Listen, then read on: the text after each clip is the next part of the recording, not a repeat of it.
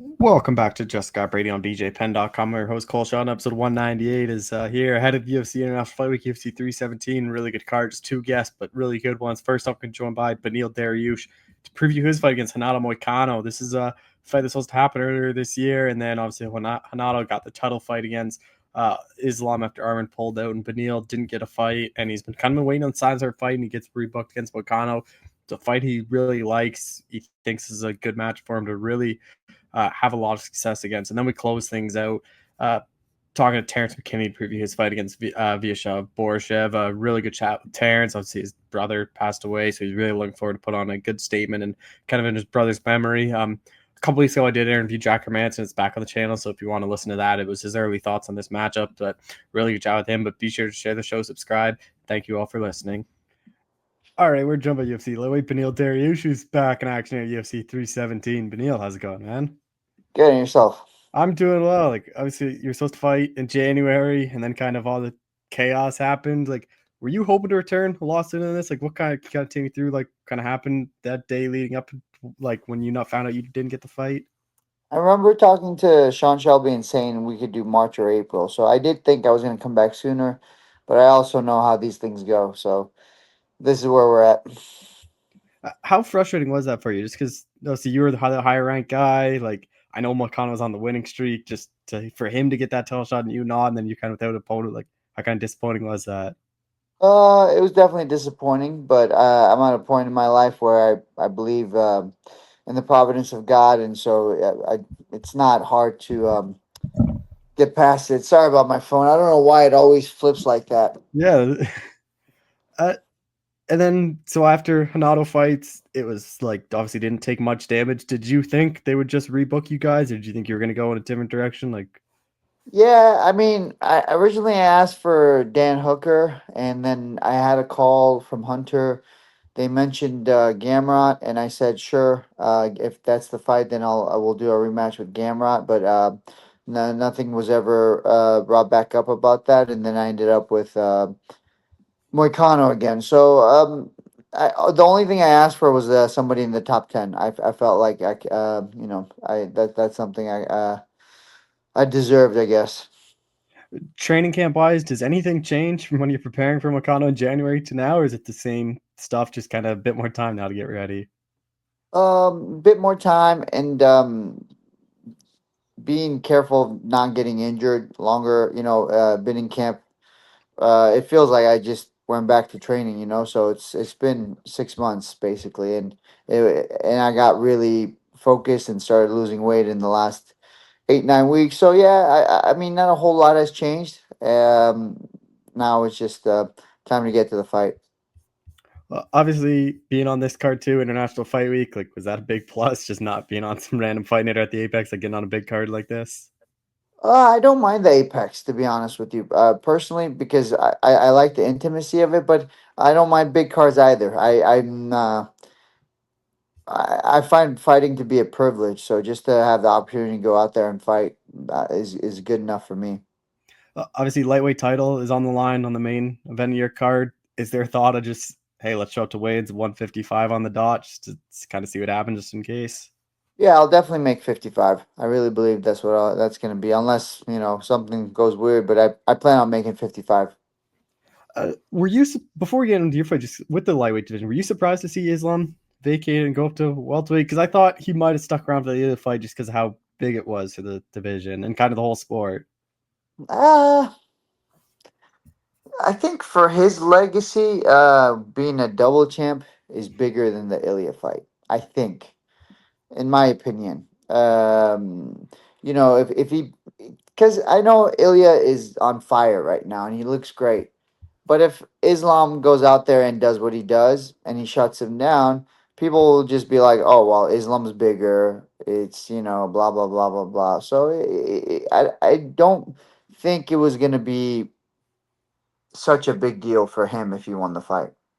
How do you think Ilya will do at lightweight? Like, do you think his size? Because that's a kind of the thing. He's like a bit of a smaller side. Do you think like size and strength wise he'll do well at 55? I think he'll be perfectly fine. I don't think he's gonna have too many issues as far as size and power goes. I think it's just a new crop of people that he has to fight, and at 45. Um, he was definitely the aggressor in all of his fights. He had more power, and now even if let's say, I still think he could possibly have the power advantage. But even if he doesn't, like, bro, the guy's he's a great fighter. Like, he's Mhm. gonna be fine if he doesn't have one advantage.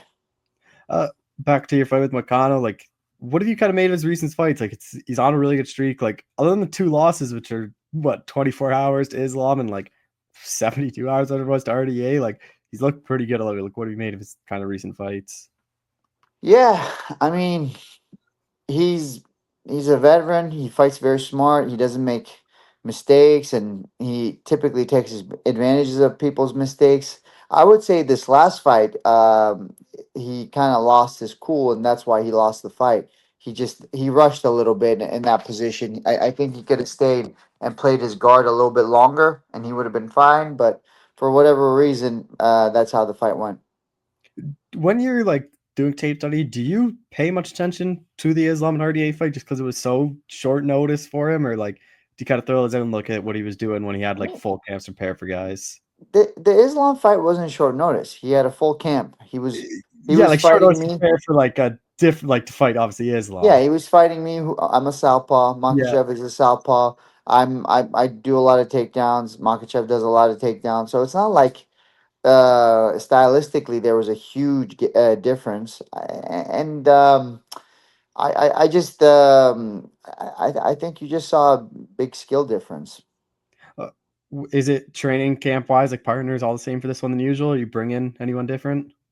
Nah, I have all my normal guys. Yeah, I have a really good team, people around me. So I don't really need to bring too many people in. I have guys I can spar with. I have guys I can grapple with. So I really have it all, and I'm very grateful for that. Uh, how do you kind of see this one playing out? Because I think it should be a pretty fun fight. Both you guys high level grapplers, like it should be pretty fun for however long it lasts.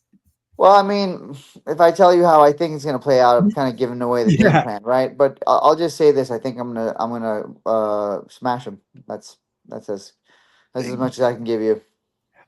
We kind of see all the time when two high level grapplers go up, it kind of turns into these kickboxing fights. But it seems like you guys both really are comfortable wherever it is on the ground. So do you think this is will be kind of a bit different where it is going to hit the ground? Some like pretty much at least at one point during the fight will hit the ground. Yeah, I mean, I don't know if there's been a fight I've been in that didn't hit the ground. I'm genuinely trying to think if there's a fight I was part of that didn't hit the ground. Maybe Yeah, my Rashid Magomedov fight. That I can't think of a fight that I've been in part of that I didn't hit the ground. So yeah, you get the win here over Moicano. Like, what do you think that does for you in the division? Like, where do you think it kind of puts you? it just puts me back in the win column, and then I can go up higher, so I can ask for somebody ranked higher. So that's really what I'm looking for. I'm hoping to be, after this fight, one fight away from the title, maybe two. Uh, Top of the light division, bit murky right now. Like you kind of have obviously like Armin's kind of sitting there waiting. You have Gaethje sitting there waiting. Then obviously next ranked guys are Max and Dustin who are fighting, and Dustin's retiring. Then Dan's kind of out. So like, is it kind of? Do you think it kind of could be hard for you to get a fight after this one? Just like all those top guys just kind of sitting there or just hurt or whatnot. Uh, I mean, it's always hard to get a fight in the top 10. That's one of the things that sucks about it. I mean, you see what Gamron had to do. So, Yeah, I'm gonna win my fight and figure it out from there. Honestly, I don't know. it is like seems like lightweight's kind of been like this for years now. Where the top five, just every single one of them, just seems like they think they should get the title shot. They just kind of all sit there and wait. Yeah, that's what happens. I would say it's one of the deepest divisions, and it's the most popular. And Mhm. so a lot of these guys think because they're popular, they should be afforded a title shot, which some the UFC does follow that sometimes. So it's understandable why they would think that way, because if the UFC sometimes will do it, so maybe this could be that sometime. Uh, what is kind of the goal for you then this year? Like fighting end of June, like hoping at least one more in this year for you then? Yeah, Lord willing, one more if possible too. It's a lot harder to do more fights now when you're top 10, and then Mhm. the weight cut's kind of an issue as well. But we'll see. I would love to fight more. Have you ever thought going to welterweight then with the weight cuts getting, or do you think it's kind of lightweight forever for you? I've thought about going to welterweight. The thing is, if I do everything right, I'm at the right weight. But who knows? Maybe we'll see. Maybe next year, my body's like, nope, no more lightweight, and then we'll have to change divisions. But right now, I don't. The weight cut, as long as I'm disciplined, the weight cut's not difficult. Do you have a preference of who wins the title like fight that you think maybe you can get a fight against one of them quicker than the other? Preferably for me, I want to avenge my losses. Yeah. So whatever it takes for me to do that, that's what I prefer. So we'll see. Just another guy in the division I was going to ask about is Patty. What you make of his win over Chandler? Like, I was pretty surprised he got the win and made it like that dominant like that. Yeah, no, I was not. I was not surprised. I thought Patty was going to run through him. I don't want to badmouth Michael Chandler, but when I watch his fights, it seems to me he doesn't really train that hard.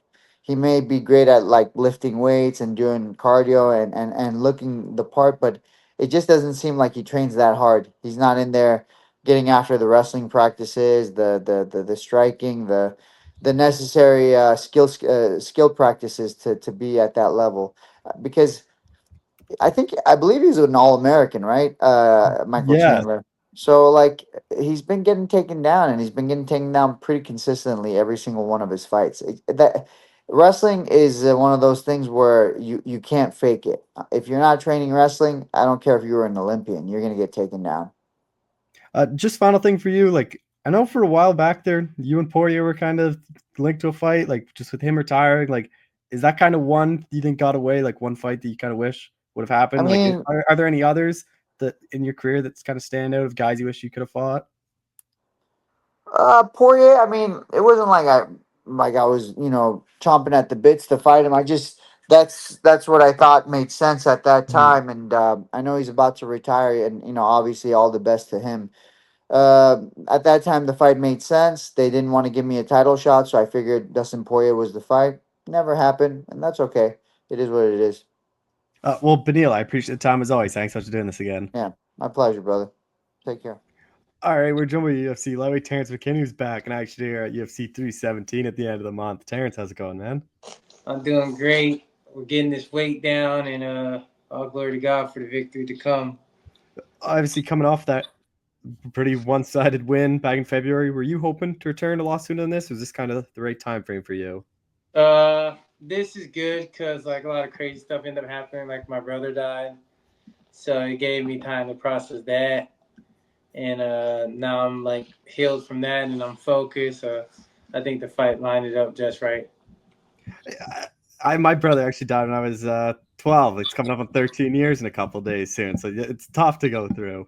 Yeah, yeah. Don't get any easier, that's for sure.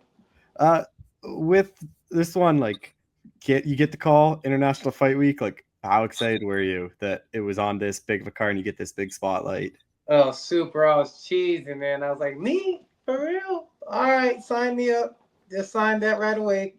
Opportunity like this, is incredible. Like I used to fight in the streets. Now T-Mobile Arena, like I couldn't ask for a better card to be on. So I'm very grateful to God, and I can't wait to put on a show for everybody.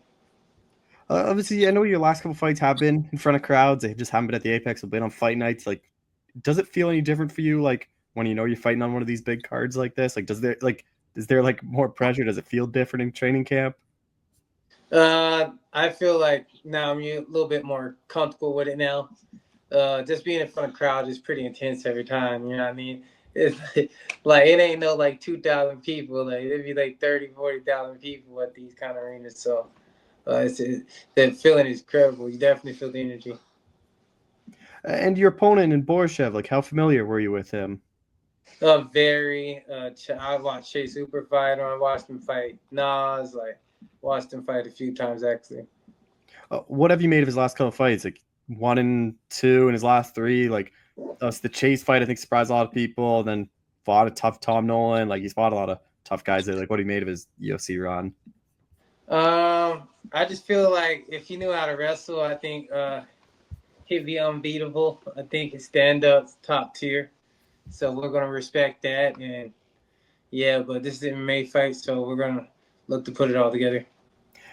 We always talk about every interview we do that the wrestling and grapplings you kind of grew up on. It's always in the back pocket. Like, is this Yeah, one of the fights you exactly. think it might come out to kind of show everyone how good it is, or because I know you like standing, but like it does seem like there'd be a big advantage on the ground. Yeah, they're definitely. I agree, but obviously, as the savage I am, and the fan favorite, we're gonna test that chin early. So, uh, but like I said, if it gets dicey, we always got that in the back pocket.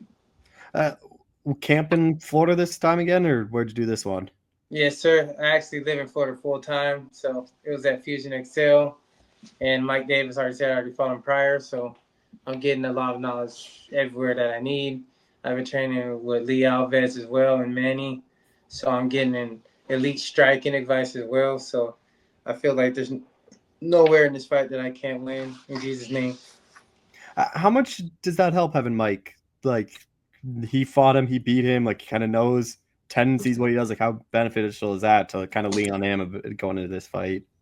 Just huge, you know what I mean? So like, and it knows, and I that way I know what to prepare for, and I know what's the best route to win. Uh, Obviously, it should be a pretty fun fight for however long it lasts. Like, how do you kind of see it playing out? It seems like someone's probably gonna get finished in this one. Just wait both of you guys fight. You guys know we're coming for the first round finish. I don't see a reason we couldn't. If, I seen how Chase did them, and so I know it's very possible for me to do the same, but probably even worse. Obviously, it's a big card. Hard to get a bonus on these big cards, but it does seem like this one could set up to get a bonus. Like, kind of feel the same way. I think that my time for the bonus will come when it's due.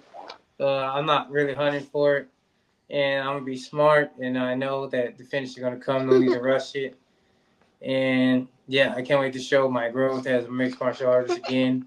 I'm getting more patient, picking my shots, and not overreacting or jumping my head towards the knee. So, yeah.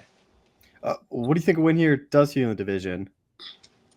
I think a win like this puts me in a good position to at least get one more and then a ranked opponent. What is the goal then for you this year? Like, hoping at least one more this year? Yeah, of course. I like to stay as active as possible. Let's get one more, and then we get into next year, get a ranked opponent, and just Lord willing, we start that journey towards the belt. We know we got the tools to do so. I just had to calm down and clean up my defense, and yeah, humble myself and know that they're kickboxing world champions for a reason. So make sure that I'm being a mixed martial artist and take them where the weak is at. Just a couple more things with training in Florida and Orlando. Like, what kind of triggered the move? That I know it's been a couple camps. Like, why'd you decide to go down there? I prayed about it, and I was like, God, wherever I'm supposed to go, just have the person reach out. And sure enough, Phil reached out multiple times. He's like, dude, I think this will really be a great fit for you out here at Fusion. And sure enough, it's been like such a blessing. Like the growth, like in every aspect of the game's been incredible at this gym. That's because everyone's so good. You know what I mean? Florida's like the home of MMA, so like I'm getting the top tier training like at each day. And the weather being nice is a big help too, I guess. Yeah, the weather it be draining sometimes after practice. That humidity and like yeah, the air be thick, but it's definitely good for the cardio while I'm running out there.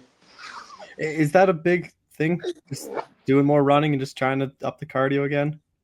Yeah, because we know this guy's tough. Just in case I gotta take it to the second round and get the finish there, we're making sure I'm putting in 2 miles every day, and really just making sure I'm ready to keep the legs moving because that's the first thing to go when you're tired. So we're making sure we're doing cage rounds so we have that fight night feel and just controlling like my spirit, my energy, and just making sure we're ready for everything. Just final thing, like this is your 11th UFC fight. Like, does it feel surreal? Like you've already gotten that much. Like you're kind of that veteran now. You're not this young prospect anymore. Yeah, I'm getting older and I'm a veteran. 11 fights in UFC, and now, like, I already got enough highlights. Now it's just time to put this win streak together and get to the ranking. So I can't wait to show my growth as a mixed martial artist and my intelligence and just buckling down and just really taking this full force. Well, Terrance, I appreciate the time as always. Thanks so much for doing this again. Yes, sir. Love, brother. Good to see you, Cole.